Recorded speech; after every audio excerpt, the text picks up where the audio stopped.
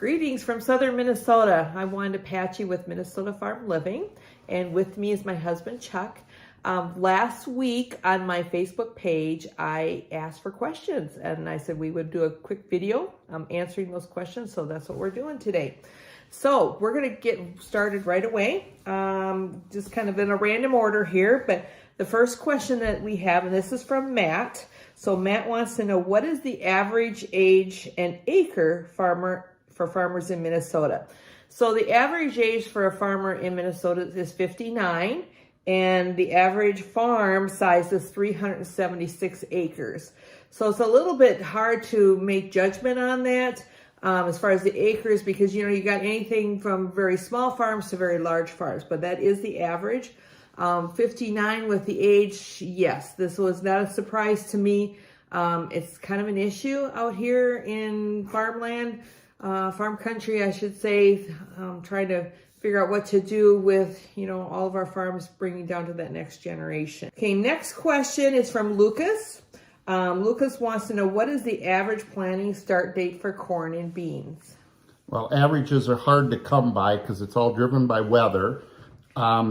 So we kind of looked at over the last years, most all the corn here in Minnesota is planted either the last few days of April, first few days of May.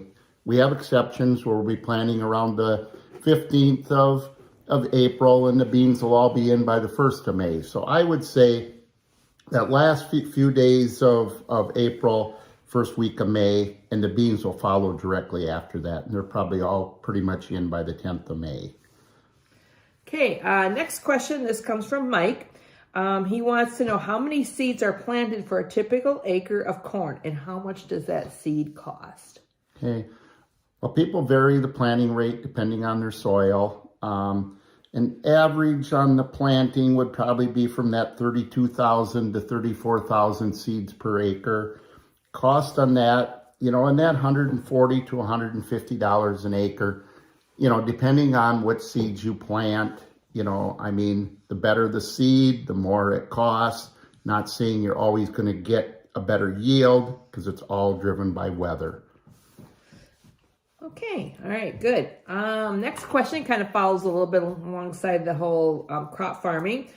Chris wants to know, who buys our crops? Okay. Where we're located, most of our crops go right to the processing plant. We have ethanol plants in our area, soybean crushing plant. We actually have two of them probably one's within 7-8 miles, and the other one is probably within 60 to 70 miles. So we have options of where we're at. Yeah. So as far as our crops, again, we do corn and soybeans. Corn, we feed probably close to 30 to 40% of our crops. So those go to our hogs. Then like Chuck said, the rest go to an ethanol plant that's located close by. And beans, because pigs cannot eat whole beans, they do eat soybean meal. But what we do is we take our soybeans and we sell them to a local processing plant.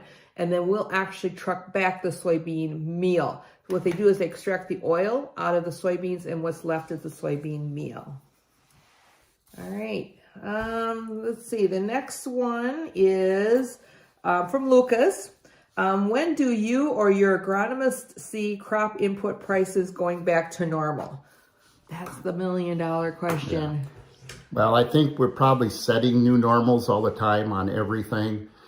It's going to be tough to see fertilizer prices back where we were used to, just because everything is inflated so bad. We can live with it as long as our crop prices stay up. But our biggest concern is when they start to plummet, how are we going to make ends meet? So normal, that's a good question. Yeah, we don't even know what normal is anymore. Yeah. Well, on anything we buy, we just don't know what the new normal is going to be. Right. All right. Wish we had a better answer, but that's the best we can do. Okay, next question is from Betty. Betty wants to know, what programs in Minnesota for preserving farmland? So I'm not aware of any programs that are just to preserve farmland. I know we do have some conservation programs where we can set aside, marginal land for, wildlife or for pheasants. but that's not really farmland. So I'm not aware of any programs in Minnesota for that. So. No. All right. Okay, next question is from Jeff. So Jeff says, you are a farmer in Minnesota. How has restrictions in trucking regulations, mostly the COVID vaccine mandate for truckers to cross the Canadian border, affected your farm? A lot of feeder pigs come out of Manitoba to populate finishers in Minnesota and Iowa, and feedstuffs going north to the Canadian facilities. So we're actually living that right now. We're kind of concerned in that because right now everybody here pretty much is short on pigs, and we are having some come out of Canada. Very concerned if the last of them are going to make it out of there to finish filling our facility. So yes, it is a big concern. It's kind of out of our control. We just hope and pray that, things do work out here. Yeah, so last week, if you follow my Facebook page, we did get in some, we had some weaner pigs, pigs that were just weaned, came in last week from Canada. So that was just a partial load. So the rest are coming today. So we're hoping that things go well. We're a little bit nervous with some of the news we've been reading because our pigs came from Ontario last week, and that's where they're coming from today. But again, like, Chuck said, we're just hoping and praying that everything's good, that they'll be here when they come. It'll be late tonight. That's when they'll arrive because they're making that whole trek to southern Minnesota. So yes, it is a concern. Have we heard of any other issues?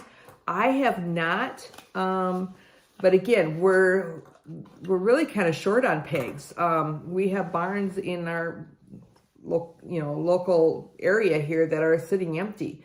Which was basically unheard of. It's just kind of a crazy time right now. But so yes, that is a concern of ours.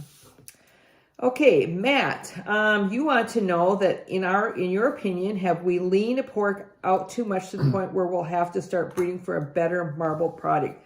I would agree with that.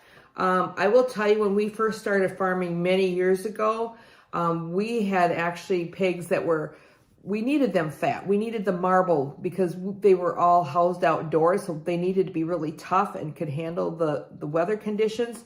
All of a sudden, after raising them that way for a while, the consumer came back and said, you know what, we don't want the fatty meat, we want lean meat. So there was a real shift in the hog industry to breed more of a lean hog, which is what we have done for the past many, many years. But I'm kind of thinking there might be kind of a little bit of a switch in the consumer preferences for that more marbled texture, marbled meat. And a lot of that is to do with, because that's where the taste comes from, is really from the fat of the meat. So I would agree that we probably need to kind of back off on that and put a little bit more marble into the meat. Okay, Chuck, you want to know, what advice would you give young farmers just starting out to farm? I guess I have to answer that question since I'm Chuck. So I would say you're going to have to work with either family members, a neighbor that's looking at retiring. It's nothing that you can start out, I guess, with any size on your own. It's tough. I mean, it takes a lot of money. It takes a lot of resources. And to come up with them, you need some outside help. Like I always tell my wife, it takes generations to put a farm together. It isn't nothing you do overnight. Yeah.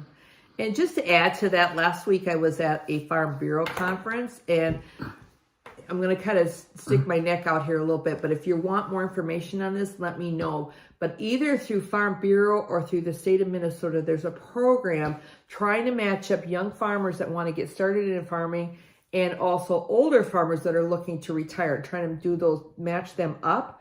So I think that's a good program, because I know there's probably young farmers out there that really want to farm but just don't have those resources. And how do I get started?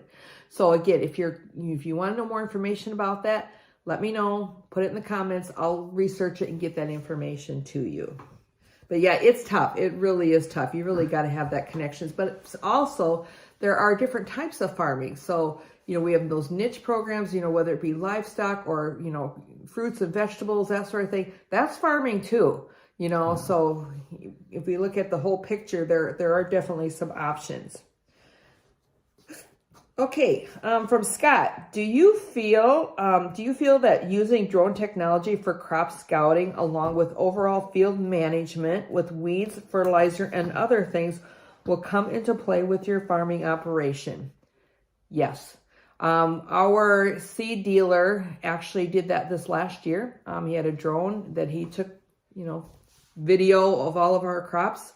So yes, it definitely will be a great tool going forward. So yeah, you can't walk over every acre and see the whole picture. You can only see parts of it. So yeah. Okay, next question by Jim. Jim says or asks, what percentage of farm income comes from government subsidies?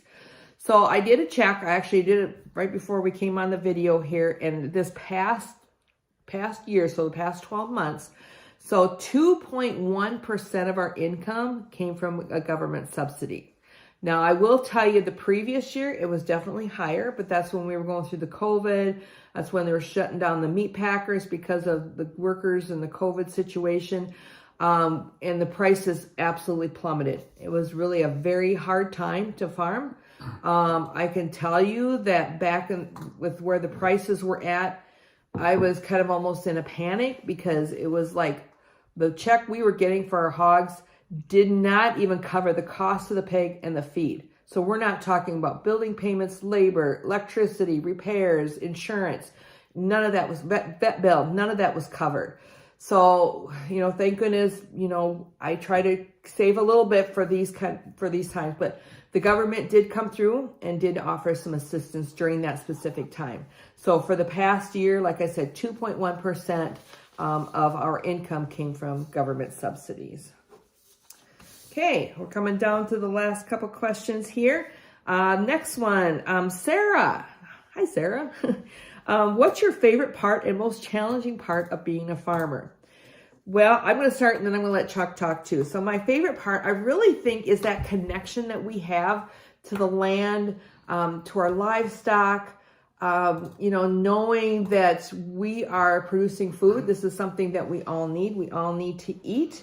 And I guess there's really something very special about being that close and having that pride of providing food for other people. And I like the independent part of it too. We are our own boss, even though sometimes we don't feel like it because there are a lot of things we need to do, but you have that little bit of independence. As far as challenging, I feel like every time we turn around, there's just something coming at us. Like there is no normal. I mean, it's like, okay, now what's the next thing happening? What's the next thing?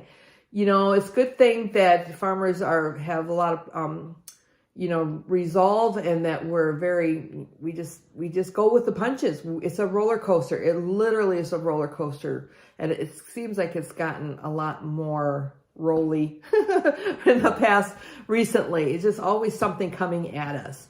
So that's he can answer what he feels. Okay, the favorite part, I'd go back to, it's kind of your flexibility, and you kind of can plan your day. Yes, sometimes the farm plans your day also, but you are in control of that. You can plan ahead and you can plan your own day. Challenging part, we don't know exactly right to the penny what it's going to cost us to produce that pig or that bushel of corn or soybeans. Marketing is quite a challenge. You might feel like, okay, I've got a good price. Is this going to be a good enough price to replace my inputs for the next year? Because you're always looking at the next year. So pricing would be a big challenge. And then, your yield, because a lot of that's out of your control. You can plan all your inputs and everything, but it comes down to weather. Are we going to get that crop that we planned? So that's all I guess I have on that. Okay. All right, good. All right, last question. This is from Belinda. So what's the best